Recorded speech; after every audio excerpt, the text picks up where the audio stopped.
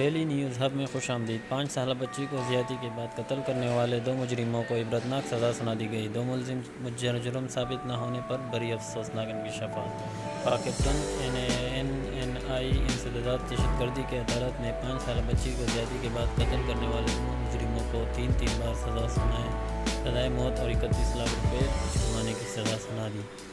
انسداد دہشت گردی کی عدالت نے مجرمان عرفان شاہ اور ریان کو 3 بار سزائے موت اور 31 لاکھ روپے جرمانے کی سزا کا حکم سنایا، جبکہ ملزم حیدری شاہ اور نسیم بی بی کو جرم ثابت نہ ہونے پر بری کر دیا گیا۔